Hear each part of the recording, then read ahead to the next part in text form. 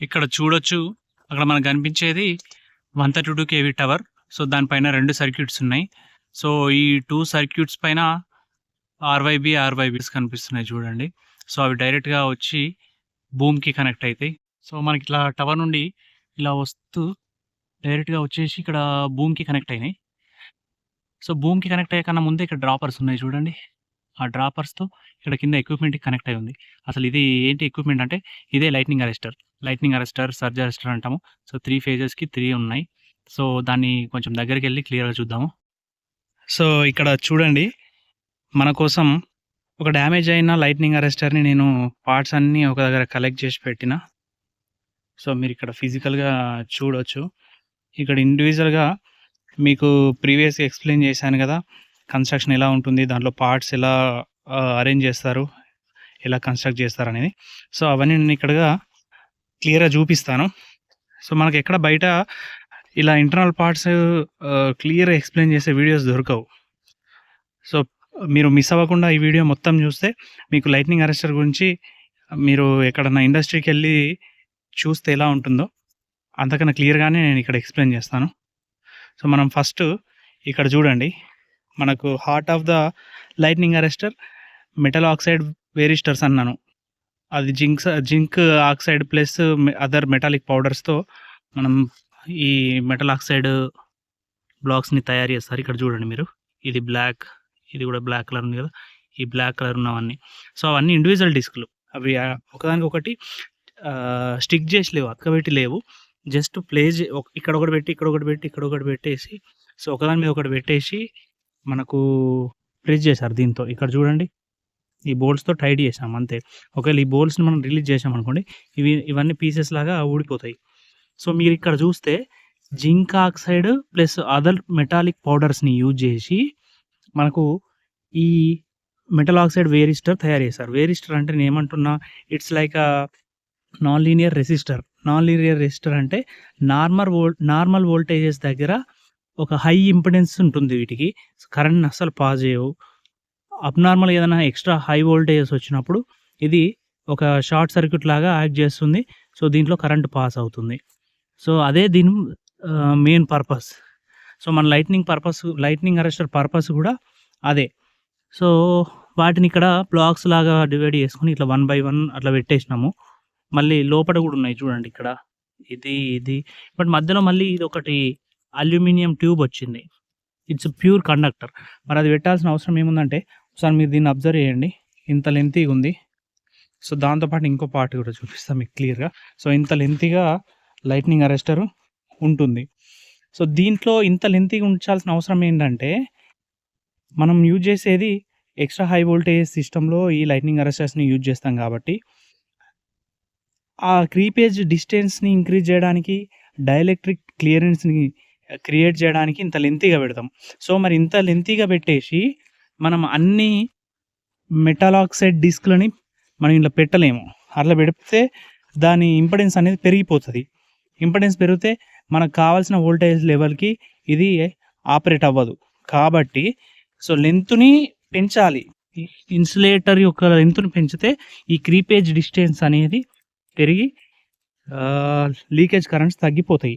And dielectric అంటే dielectric clearance అనేది వస్తుంది. అంటే మనకు ఎక్స్ట్రా హై వోల్టేజెస్‌ని చిన్న ఎక్విప్‌మెంట్స్ కనెక్ట్ చేస్తే, క్లియరెన్స్ తక్కువ ఉన్న వాటికి కనెక్ట్ చేస్తే డ్యామేజ్ అయ్యే ఛాన్స్ ఉంటది. మనకు ఎలక్ట్రికల్ క్లియరెన్స్ కూడా ఉండదు. మనం అక్కడ ఆపరేట్ చేస్తాం సబ్‌స్టేషన్‌లలో. ఏదైతే ఎక్విప్‌మెంట్స్‌ని మనం ఎక్స్ట్రా హై వోల్టేజ్ సిస్టమ్‌లో యూజ్ చేస్తామో వాటికి ఎలక్ట్రికల్‌గా క్లియరెన్స్ తక్కువ ఉంటే ఇండక్షన్ అనేది పెరుగుతది. మనము ఆ జోన్‌లోకి వెళ్ళలేము. సో, ఎలక్ట్రికల్‌గా డైఎలక్ట్రిక్ క్లియరెన్స్ అనేది పెంచాలి. సో, అందుకే లెంగ్త్ పెంచుతాం. లెంగ్త్ పెంచి ఈ డిస్కులని ఇలా ప్లేస్ చేసి మధ్యలో ఆ లెంగ్త్‌ని గ్యాప్‌ని ఫిల్ చేయడానికి ఇట్లా ప్యూర్‌లీ కండక్టింగ్ మెటీరియల్ అయిన అల్యూమినియం ట్యూబ్స్‌ని యూజ్ చేస్తాం. మీకు ఇక్కడ క్లియర్ అర్థమైపోయి ఉంటది. ఇంకా ఇదేం లేదు. లైట్నింగ్ అరెస్టర్‌లో ఇట్లా డిస్కులు 1 బై 1 పెట్టేసినాము. మళ్ళీ ఒక ట్యూబ్ పెట్టినాము. అట్లనే డిస్కులు పెట్టేసాము. లోపల మీరు క్లియర్‌గా కనిపిస్తలేదు లోపల వరకి. బట్ ఇదే అరేంజ్‌మెంట్ లోపటి దాకా అక్కడి వరకు ఉంటుంది క్లియర్‌గా. సో, దాని తర్వాత ఏమంటే, ఇప్పుడు ఇట్లా ప్లేస్ చేసినా కదా! సో, వీటి మధ్యలో ఇవున్నాయి చూడండి. ఈ గ్రీన్ కలర్ ఇది ఈ రాడ్, ఇక్కడ ఈ రాడ్, నెక్స్ట్ ఇటు సైడ్ కూడా ఇది. ఈ రాడ్ ఇది. సో 3 డైరెక్షన్‌లలో పెట్టేసినాం. ఇట్లా పెట్టేసి ఈ సపోర్టింగ్ ప్లేట్స్ పెట్టినాము. ఇది ఉంది చూడండి. ఇది ఇవేంటంటే ఇక్కడ మీరు చూస్తే ఇటు ఇన్సులేటర్‌కి లోపల పోర్సిలిన్ ఇన్సులేటర్‌కి టచ్ అయిపోయి వీటిని అటు ఇటు అంటే మనం లోడ్‌తో ఇక్కడ ఫుల్ టైట్ చేసి పెడతాము. ఇవి బయటికెళ్ళిపోకుండా.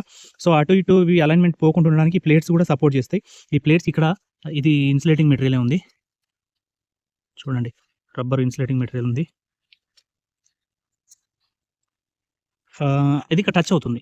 ఇక్కడ చూడండి పోర్సిలిన్‌కి టచ్ అవుతుంది. సో మనకు ఒక స్టేబుల్‌గా స్టిఫ్‌గా ఉంటుంది. ఎటు వెళ్ళిపోకుండా. ఇదొచ్చేసి ఈ and fibre glass and some plastic రెయిన్ఫోర్స్‌మెంట్‌తో ఇవి ప్రిపేర్ చేస్తాము. ఇవొచ్చేసి అల్యూమినియమే. ఈ ప్లేట్స్ ఉన్నాయి చూడండి.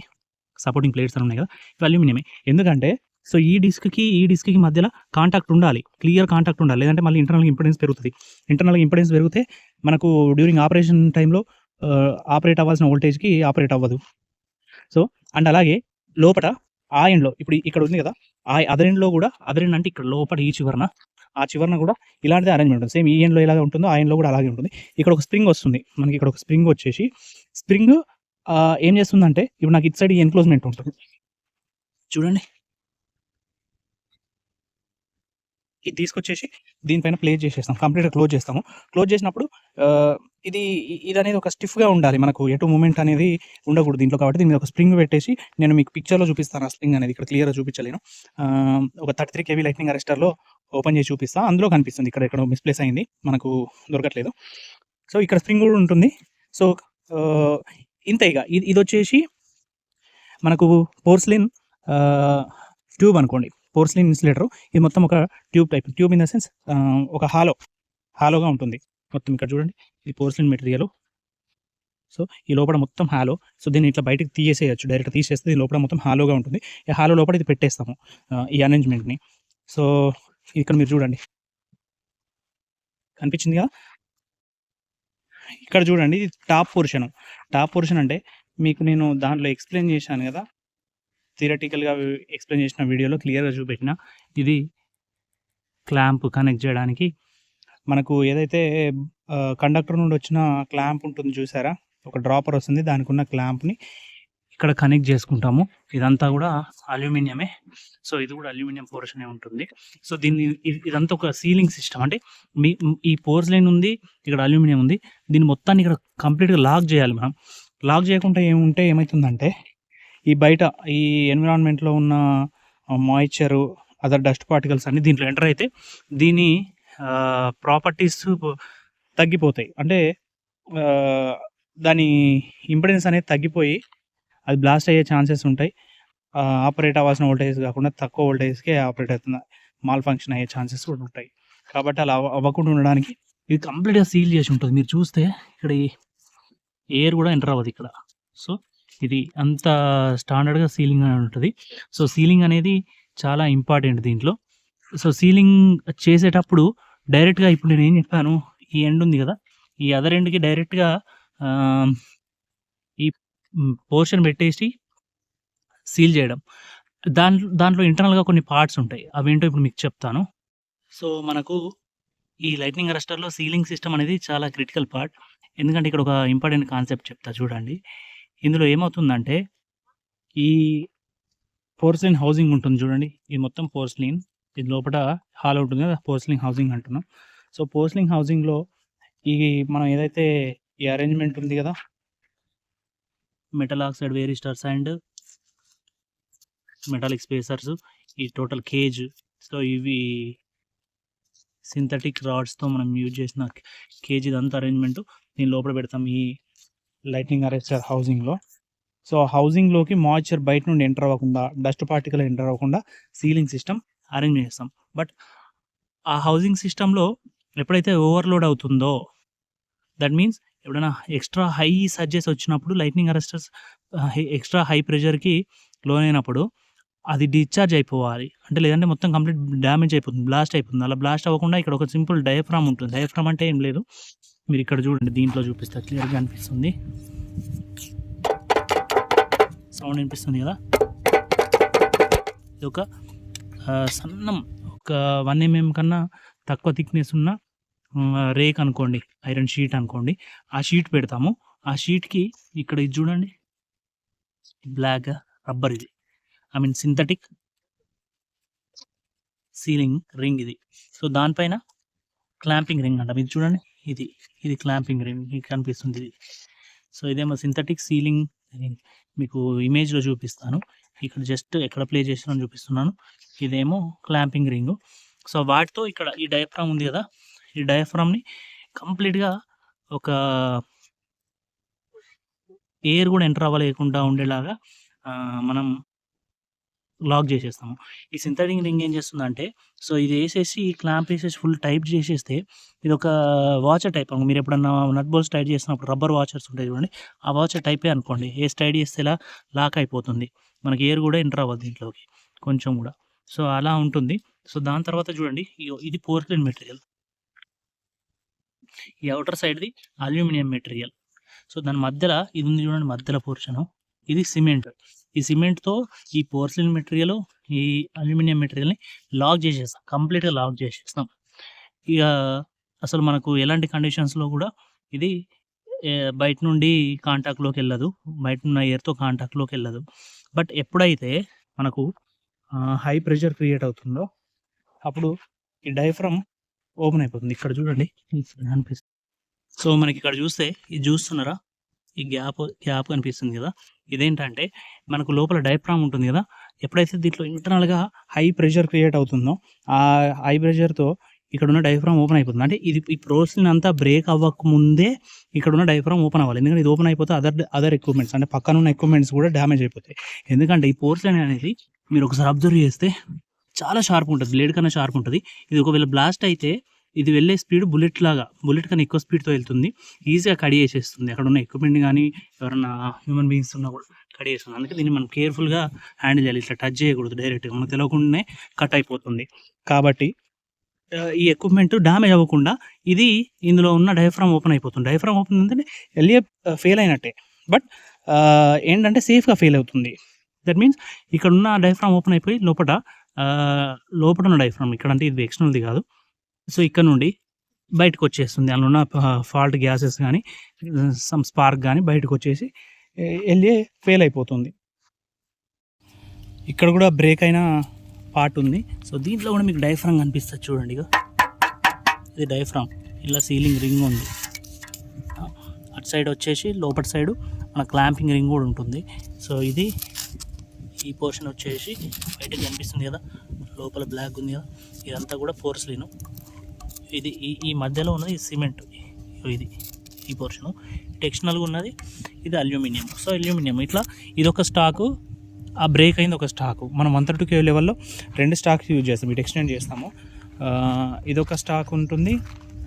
అదొక స్టాక్. అంటే 132 kV లెవెల్‌లో 2 యూజ్ చేస్తాము. 220 kV లెవెల్‌లో 3 చేస్తాము. అంటే 3, 2 అనేది ఎట్లా అంటే దీని నేమ్ ప్లేట్ చూస్తే మీకు క్లియర్‌గా అర్థమైపోతుంది. సో, ఒక్కొక్కటి 60 kVకి డిజైన్ చేసి ఉంటుంది. మనకు 132 kV లెవెల్‌లో 2 యూజ్ చేస్తే 120 kV వస్తుంది. 120 అంటే మీరు ఇక్కడ కన్ఫ్యూజ్ అవ్వద్దు. 132 kV అనేది లైన్ వోల్టేజ్. సో, ఇది 120 kV అనేది ఇది ఫేజ్ వోల్టేజ్. మనం ఈచ్ ఫేజ్‌లో కనెక్ట్ చేస్తాం కాబట్టి so, line voltage, phase voltage మీరు డిఫరెన్షియేట్ చేసి చూడాలి. సో, 120 kV కాబట్టి 2 స్టాక్స్ యూజ్ చేస్తాం. అదే 220 kV లెవెల్‌లో 3 స్టాక్స్ యూజ్ చేస్తాము. 180 kV వస్తుంది.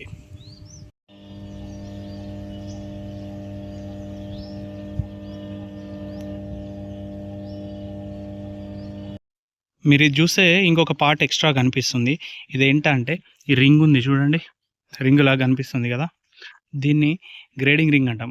దీన్ని ఎందుకు యూజ్ చేస్తామంటే మనము ఇక్కడ హై వోల్టేజ్ టెర్మినల్ ఉంది కదా! దీనికి వచ్చేసి మనము ఒక జంపర్‌ని తీసుకొచ్చి కనెక్ట్ చేస్తాం. అది extra high voltage 132 kV level voltage, 220 kV level వోల్టేజ్‌ను కనెక్ట్ చేస్తాం. ఇక్కడ ఎప్పుడైనా ఈ పాయింట్ దగ్గర ఎలక్ట్రికల్ స్ట్రెసెస్ చాలా ఎక్కువ ఉంటాయి. సో, ఆ స్ట్రెసెస్ ఈ పోర్షన్‌లోనే ఎక్కువ యాక్ట్ అయితది కాబట్టి ఇన్సులేషన్ మీద అలా యాక్ట్ అవ్వకుండా మొత్తం డిస్ట్రిబ్యూట్ అవ్వాలి. ఈక్వల్‌గా డిస్ట్రిబ్యూట్ అవ్వడం కోసం సో, ఈ రింగ్‌ని యూజ్ చేసుకుంటాం మనము. ఇలా రింగ్‌ని యూజ్ చేసుకున్నప్పుడు ఏందంటే ఈ ఎలక్ట్రికల్ స్ట్రెసెస్ అనేటివి ఈ through out the porcelain material పైన ఈక్వల్‌గా డిస్ట్రిబ్యూట్ అయితాయి. ఇక్కడ మనం చూడొచ్చు. ఇది 33 kV లైట్నింగ్ అరెస్టరు. 33 kV ఫీడర్‌లో యూజ్ చేస్తే ఫెయిల్ అయిన లైట్నింగ్ అరెస్టర్ ఇది. ఇక్కడ మీరు చూడండి. ఇది మొత్తం హౌసింగ్ ఎలా ఉందో హాలో ఉంటుంది. ఇదేమో పోర్సిలిన్. ఇది క్రీప్ రెసిస్టెన్స్ పెంచడానికి ఇలాంటి అరేంజ్మెంట్ పెట్టుకుంటాం మనం. సో ఇక్కడ ఇది చూడండి, ఈ పార్ట్‌లో మీకు ఇక్కడ చూడండి మధ్యలో మొత్తం సిమెంట్‌తో సీలింగ్ చేసినాము. లోపల వచ్చేసి డయాఫ్రామ్ ఉంది. కనిపించట్లేదు డయాఫ్రామ్. సో ఆ డయాఫ్రామ్ ఓపెన్ అయితే ఇక్కడ ఉంది చూడండి. దీనిలో నుండి ఆ గ్యాస్ అనేది రిలీజ్ అయిపోతుంది. సో ఇక్కడ ఎక్స్టర్నల్‌గా మొత్తం ఇది బ్లాస్ట్ అయిపోయింది. స్పార్క్ వచ్చేసింది. ఇది ఓపెన్ అయిపోయి, సో దీనిలో స్పార్క్ వచ్చింది. మీకు ఇక్కడ చూస్తే ఇది మొత్తం డ్యామేజ్ అయిపోయి ఇక్కడ స్పార్క్ వచ్చింది. ఈ గ్యాప్ వచ్చేసింది ఇక్కడ మొత్తం. సో మనకు దీని మీద ఇట్లా క్లోజింగ్ ఇలా క్లోజింగ్ చేసేస్తాం కంప్లీట్‌గా మాయిశ్చర్ ఎంటర్ అవ్వకుండా. సో దాని ఇంటర్నల్ పార్ట్ చూపిస్తాను నేను. ఇది వచ్చేసి మనకు ఒక అల్యూమినియం ట్యూబ్. సో నేను దీన్ని లెంత్ పెంచడం కోసం అంటున్నా. అంటే ఈ ఇంత హైట్‌లో ఈ అల్యూమినియం ట్యూబ్ పెడితే మిగతా పోర్షన్ అంతా మనము మెటాలిక్ డిస్క్‌లని యూజ్ చేసుకోవచ్చు. సో ఇక్కడ చూస్తే ఇట్లా ప్లేస్ చేయడానికి ఇది ఒక అరేంజ్‌మెంటు. సో ఇది ఒక స్ప్రింగ్ నేను చెప్పాను కదా ఇందాక 130 kV లైట్నింగ్ అరెస్టర్ ఎక్స్‌ప్లెయిన్ చేసేటప్పుడు. సో ఇది ఏం చేస్తాము, యాక్సియల్‌గా కిందికి ప్రెస్ చేయడానికి, అంటే మనకి ఈ పోర్షన్ ఇక్కడ వస్తుంది, దీంట్లో ఇక్కడ వస్తుంది. అది ఏం చేస్తుంది, ఇట్లా డిస్క్ల పైన పెట్టేస్తే ఇది కిందికి ప్రెస్ చేస్తుంది డిస్క్లని. సో అవి ఎప్పుడు అటు ఇటు కదలకుండా ఉంటాయి. సో ఇవి సపోర్టింగ్ ప్లేట్స్. ఈచ్ డిస్క్కి దీనికి మధ్యలో మెటాలిక్ స్పేసర్కి మధ్యలో ఇవి ఉంటాయి. సో దీంట్లో ఇక్కడ చూస్తే ఇవి మెటల్ ఆక్సైడ్ డిస్క్లు. So zinc oxide plus other metallic powders use చేస్తారన్నా కదా. సో ఇవే మనకు నాన్ లీనియర్ రెసిస్టర్స్ లాగా యాక్ట్ చేస్తాయి. ఇవి ఎలా ప్లేస్ చేస్తారంటే దీనిపైన ఒకదానిపైన ఒకటి పెట్టేసి ఇలా ఒక సెట్ తయారు చేస్తాము. ఈ సెట్ను తీసుకొచ్చేసి ఇట్లా పెట్టేస్తాము. ఈ హైట్ చూడండి, ఓన్లీ ఇదే యూజ్ చేసుకుంటే ఇంతే హైట్ వస్తుంది, నాకు క్లియరెన్స్ సరిపోదు. సో ఇంకా కింద హైట్ కావడం కోసం అని చెప్పేసి ఈ మెటాలిక్ స్పేసర్స్ని యూజ్ చేస్తాము. సో ఇదంతా ప్యూర్లీ కండక్టింగ్ మెటీరియల్. సో దానిపైన ఇప్పుడు ఇది ఇలా ప్లేస్ చేసేసి